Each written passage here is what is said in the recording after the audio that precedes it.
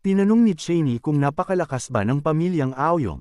Ipinaliwanag niya na ang mga cultivator na umabot sa peak level ay maaaring hatiin sa mga nakapagbukas ng pinto at sa mga hindi, at ang mga nakapagbukas ng pinto ay peak level experts na posibleng makakalusot sa pintong iyon anumang oras, na siyang dahilan kung paano naging tunay na overlord ng Chaos Realm ang pamilyang Aoyang. Sinabi ni Cheney na nakakatakot ang tunog nito, ngunit tinanong niya kung ano ang dapat katakutan kay Chen Pinggan kung walang mas malakas kaysa sa kanya. Pinatunayan ni Zhu Shangkai na totoo iyon. Naniniwala sila na sa huli ay siya ang Invincible Supreme, ngunit pinag-isipan ni Chen Pinggan na hindi sila dapat masyadong magtiwala sa kanya. Binanggit niya na pag-uusapan nila ang mga bagay-bagay sa pamilyang Yaoyang mamaya. Ipinagpalagay niya na karaniwang nagbibigay ang system sa kanya ng mga gawain sa mahahalagang sandali, kaya hindi siya dapat magkamali sa pagtatanong nito, at sa makatuwid, tinanong niya kung may malalaking kaganapan ba na nangyari sa teritoryo ng Changyong kamakailan. Isiniwalat ni Zhu Shangkai na maghohost ang Shanghai Pavilion ng isang high-level auction sa Changyong Domain sa malapit na hinaharap, at ang mga bisita na lalahok sa auction ay dapat na may hindi bababa sa 100,000 holy beads. Nagtaka si Chen Pinggan kung marahil ay makakapunta siya sa auction at imbestigahan ang impormasyon ng kaaway, ngunit ito ay 100,000 holy beads. Biglang binanggit ni Zhu Shangkai na iyon lang ang mayroon siya sa kanyang storage ring, at eksaktong 100,000 holy beads. Bagamat wala iyon sa kanya, iyon ang pinakamaraming mayaalok niya, kaya hiniling niya na huwag tumanggi si Chen Pinggan. Ikinumpara ni Chen Pinggan iyon sa isang taong nagpadala sa kanya ng unan nang inaantok siya. Nag-ubos siya at ipinahayag na dahil iyon ang kanyang intensyon, hindi siya tatanggi kung saan pinahahalagahan siya ni Zhu Shangkai. Sinabi niya na mayroon siyang mahalagang gagawin, kaya hindi siya makakapanatili ng matagal, at habang sinabi niya na makikita niya sila mamaya, pinahatid nila siya. Ilang sandali, bumalik si Chen Pinggan sa mortal world. Inilagay niya ang storage ring at ilang holy beads sa mesa. Napansin niya na sigurado, mayroon ding daw patterns sa loob, kaya hanggat marami siyang nagamit na holy bead shells, maaari siyang mag-mass-produce ng holy beads sa pamamagitan ng pagpuno ng mga walang laman na shell ng daw patterns. Ang Divine Source ay ang universal na pera ng Divine Realm, habang ang Holy Bead ay ang universal na pera ng Chaos Realm. May napagtanto siya. Nagpasya siyang tingnan kung mayroong anumang empty shells ng Holy Beads na ibinebenta sa System Mall. Natuklasan niya na talagang umiiral ito at napakamura nito. Tumawa siya. Sinabi niya na nagkapera na siya at ito ay isang hindi kapani-paniwalang swerte.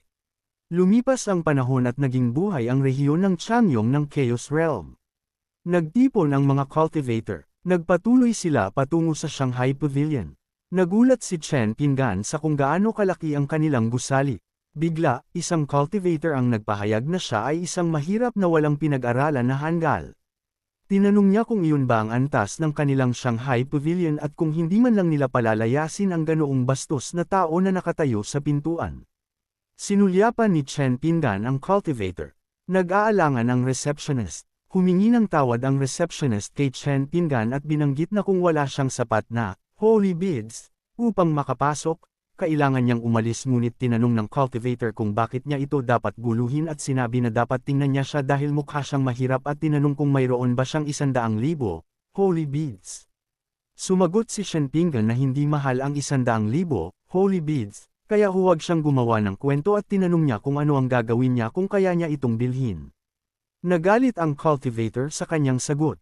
Ipinahayag niya na sasabihin niya ng malinaw na kung kaya niya itong bilhin, kakainin niya ang leon na bato na iyon, kung saan sumang-ayon si Chen Pinggan na isang kasunduan iyon.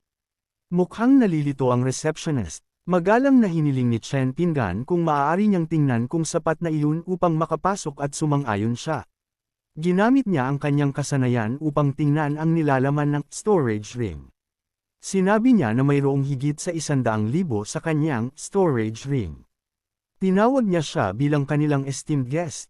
Nagulat ang cultivator. Nagmura siya sa pagkadismaya. Ipinahayag niya na ginawa siyang masama ni Chen Pinggan. Tinanong ni Chen Pinggan kung ano ang ibig niyang sabihin at sinabi na hindi niya siya pinilit na mandaya at kumain ng libre. Kiniuyong ng cultivator ang fan sa kanyang kamay habang inilalabas ang kanyang aura. Inangkin niya na siya ay isang scoundrel habang tinanong ni Chen Pinggan kung hindi siya kagalang-galang. Bigla, humakbang pasulong ang receptionist. Madali niya itong pinigilan sa pamamagitan ng paghawak sa kanyang palso. Mukha siyang matigas habang tinititigan siya. Tinanong niya kung gusto niyang magdulot ng gulo sa teritoryo ng Shanghai Pavilion. Tinanggihan niya at sinabi na hindi siya mangangahas kaya nagpahayag siya ng pag-asa na mag-enjoy siya. Ang auction hall ay may 3 antas ng private rooms, Saint, Heaven, at Earth at tinanong niya kung aling lugar ang gusto niyang puntahan. Sinabi niya na gusto niya ang pinakamahusay. Ipinaliwanag niya na ang Saint Room ay nangangailangan ng 300,000 holy bids, at tinanong kung sigurado siya. Sumagot siya ng positibo. Hiniling niya na sundan siya habang tinatawag siya bilang kanilang esteemed guest. Inutusan niya na dapat tandaan niya na ipadala ang leon na bato sa pasukan sa silid ng Ginoo at i-bill sa kanyang account kung saan sumang-ayon siya na walang problema. Binanggit niya na dapat isaalang-alang ng cultivator na isang treat mula sa kanya. Labis na napahiya ang cultivator kaya naging pulang-pula siya. Ilang sandali, dinala ng receptionist si Chen Pinggan sa Saint Room. Sinabi niya na ang silid ay nakaharap ng direkta sa auction stage. Ipinaalam niya na iyon ang bidding device, at kapag nagsimula na ang auction, kailangan lang niyang pindutin ang button sa device upang mag-bid. Ipinaliwanag niya na ang Saint Room ay may pinakamataas na antas ng information protection, at babaguhin ang kanyang boses kaya hindi niya kailangang mag-alala tungkol sa pagbubunyag ng kanyang pagkakakilanlan at naisip niya na medyo maalalahanin iyon. Inamin niya na hindi siya gaanong nakakaalam tungkol sa auction na iyon at hiniling kung maaari siyang manatili doon at ipakilala ang mga item sa auction sa kanya at nagpahayag siya na isang karangalan niya ang paglilingkod sa kanya. Bumalik sa pasukan, dumating si Yang Guang na nagngangalit. Ipinahayag na isang malaking karangalan ang pagkakaroon niya doon at humingi ng tawad sa hindi pagbati sa kanya ng personal ngunit sinabi ni Ayong Guang na dapat ay nagbibiro siya. Isiniwalat ni Ayong Guang na dinala niya ang kanyang kapatid doon sa araw na iyon upang palawakin ang kanyang kaalaman at nagtaka siya kung available pa rin ang Saint Room. Nagulat si Guing. Siya ang manager ng Shanghai Pavilion at inamin niya na sa totoo lang, medyo huli na si Ayong Guang dahil na-reserve na ang Saint Room. Sinabi ni Ayong Guang na nahulaan niya na mali ang kanyang oras at tinanong kung aling pamilya ang nag-reserve ng Saint Room. Sumagot si Guing na hindi niya iyon masasabi sa kanya. Kinilala ni Aong Guang na naintindihan niya at inamin na labis siyang lumampas sa kanyang hangganan at sinabi ni Guing na marami siyang gagawin kaya hindi na niya siya pipigilan ng matagal at dapat na lang siyang sumunod sa dalaga upang pumili ng silid. Sumang-ayon si Aong Guang na dapat ituloy ni Guing ang kanyang trabaho. Sinabi niya na dapat silang umalis. Siya ang utak sa likod ng sektang Kenyuan at binanggit niya na dapat nilang tingnan kung anong klaseng tao ang nang-ahas na makipagkumpetensya sa kanya para sa Saint Room. Nakatayo si Along Guang sa harap ng Saint Room. Kumatok siya at sa loob ay nagulat sina Chen Pinggan at ang receptionist. Tinanong niya kung isang kagalang-galang na bisita iyon habang nagtaka siya kung sino iyon at kung baka ang young master na nagdulot ng gulo kanina ay naghahanap ng problema. Sinabi niya na kung may mangyari mamaya, aasa siya sa balabal at sumagot siya na walang problema kaya huwag siyang mag-alala. Inutusan niya ang receptionist na buksan ang pinto at sumang-ayon siya. Binuksan niya ito at nakita si Ayong Guang na nakatayo sa harap nito. Ipinakilala niya ang kanyang sarili bilang ang head ng pamilyang Aoyong at humingi ng tawad sa pagpasok ng walang problem. Nagpahayag siya ng pag-asa na hindi niya iyon iisipin. Ang Saint Ranked Room na iyon ay ang kanyang karaniwang ginagamit. Kinuha ni Chen Pinggan ang kanyang inumin mula sa mesa. Tinanong ni Ayong Guang kung maaari niya siyang hilingin na isuko ang silid. Tumanggi si Chen Pinggan. Kung wala siyang ibang gagawin, hihilingin niya sa kanya na umalis. Tinanong ni Ayong Guang kung hindi niya alam ang kanyang pamilyang Ayong. Tinanong ni Chen Pinggan kung ano ang mahalaga kung ito ay ang pamilyang Aoyong habang pinag-iisipan na magiging kaaway naman sila sa lalong madaling panahon kaya hindi siya natatakot na makasakit ng ilang tao pa.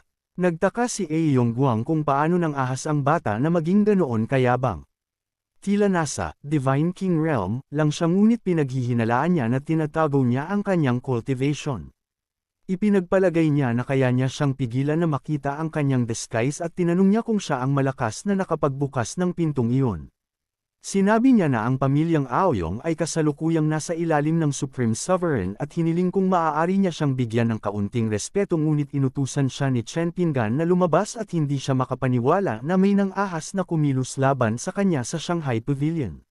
Samantala, naisip ni Chen Pinggan na ayos lang iyon dahil lalabas na lang siya at magpapalit ng maskara ng isang disguise mask. Kiniuyong ni Aeyong Guang ang kanyang kamao. Inamin niya na bastos siya. Lumabas siya ng silid. Nag-alala si Wong Tao para sa kanya nang magsara ang mga pinto sa kanyang mukha. Sinabihan siya ni Aeyong Guang na tumahimik. Pagkatapos ng auction, iuulat niya ito sa kanyang mga nakatataas dahil kailangan niyang pagbayaran ang kanyang mga aksyon sa araw na iyon. Sa kabilang banda, tinanong ni Huang Fuhong kung ano ang sitwasyon. Kinumpirma ni Goming na tulad ng kanyang hula, nagtamo ng pagkalugi si Aayang Guang. Tinanong ni Huang Fuhong, ang Pavilion Master ng Shanghai Pavilion, kung totoo yun at tinanong ni Gwing kung bakit siya ganoon kainteresado sa bata na iyon kung hindi naman siya mukhang espesyal. Tinanggihan ni Huang Fuhong iyon. Isiniwalat niya na siya ang dahilan kung bakit niya itinayo ang Shanghai Pavilion. Nagtaka si Goming kung siya ba ang Invincible Supreme. Ilang sandali, sa auction, idineklara ni Goming na 500,000 sacred pearls, iyon, 1 beses, 2 beses, at 3 beses, ito ay nabenta. Ang susunod na i-auction ay ang kanilang pangunahing kaganapan, ang Source of Thoughts, isang kayamanan na bihirang makita sa 1,000 taon na maaaring lubos na mapahusay ang cultivation talent ng gumagamit at mapabuti din ang Divine Mind. Kinilala ni Chen Pinggan na kailangan niyang makuha ang item na iyon. Binanggit ni Tuming na iyon ang naano. Nagsimula ang auction sa panimulang presyo na 100,000 Saint Pearls, at bawat pagtaas ng presyo ay hindi bababa sa 10,000 Saint Pearls. Nagbid si Shenping ng 200,000. Inanunsyo ni Goming na ang mga bisita mula sa Saint Character Rooms exit ay dinobol ang presyo. Napagtanto niya na siya nga iyon. Nagbid si Aeyong Guang ng 500,000. Humingi siya ng tawad sa lahat at idineklara na kukunin ng pamilyang Ayong ang Nain Yuan. Naniniwala si Gwing na sa pagsasalita ng pamilyang Ayong, walang ordinaryong pamilya ang mangangahas na makipagkumpetensya sa kanila kaya malamang ay hindi ibebenta ang Naan Yuan sa mataas na presyo, ngunit nagbid si Chen Pinggan ng 1,000,000. Sinabi ni Duming na ang Saint Character Room ay nagbid ng 1,000,000 at tinanong kung may mas mataas pa. Habang pinag-iisipan na mahusay iyon dahil handa talaga ang taong iyon na makipagkumpetensya, nagtaka siya kung para ba iyon sa kanilang mga junior. Naglagay ng bid si Aeyong Guang ng 1,500,000. Tinanong niya kung bakit niya na naman siya hinaharangan at habang idineklara niya na magbibid siya ng 1.5 milyon, napagtanto niya na binigyan siya ng utos mula sa itaas na bilhin ng nanuan kaya hindi siya naniniwala na may mas mayaman pa sa kanya. Tinanong ni Duming kung mayroong sinuman na magbibid ng mas mataas sa 1.5 milyon. Nagbid si Chen Pinggan ng 2 milyon. Nagbid si Aayong Guang ng 2.2 milyon. Nagbid si Chen Pinggan ng 3 milyon. Nagmura si Aayang Guang. Nagtaka siya kung saan nakuha ni Chen Pinggan ang lahat ng perang iyon. Naalala niya na naghanda rin si Long Tao ng 500,000 para sa auction kaya dapat niya itong ibigay sa kanya, ngunit nag-aalangan si Long Tao. Pinayuhan niya na huwag kalimutan na nagpadala siya ng mga tao upang harapin ang kanyang pinakamalaking banta at bagamat hindi pa bumabalik ang banta, hindi siya maaaring maging walang utang na loob. Sumang-ayon si Long Tao. Nagbid si Aeyong Guang ng 3.5 milyon. Naisip niya na iyon ay isang antas ng pondo na tanging ang mga nangungunang kapangyarihan ang makakapagbigay. Humikab lang si Chen Pinggan. Nakakatawa yun para sa kanya at nagtaka siya kung sino ang makakapagkompetensya sa isang printing press pagdating sa pera. Inilagay niya ang kanyang bid sa device. Nagbid siya ng 4 na milyon. Napagtanto ni Goming na iyon ang pinakamataas na presyo kailanman. Tinanong niya kung mayroon pa bang mga bid at idineklara na magsisimula siyang magkumpirma kung wala na habang kinikilala na si Chen Pinggan ay tunay na Invincible Supreme. Inanunsyo niya ang bid na 4 na milyon, 1 beses, 2 beses, at 3 beses. Ito ay nabenta. Sumanghal si Aeyong Guang habang tinatanong kung ano ang silbi ng makuha iyon ngayon na nawala na ang Invisible Supreme. Ang Supreme ay ang hindi mapag-aalinlangan ng king ng Chaos Realm at walang makakakuha ng anuman mula sa kanyang lahi. Like, comment, share, and subscribe naman dyan mga itudo. Maraming salamat po.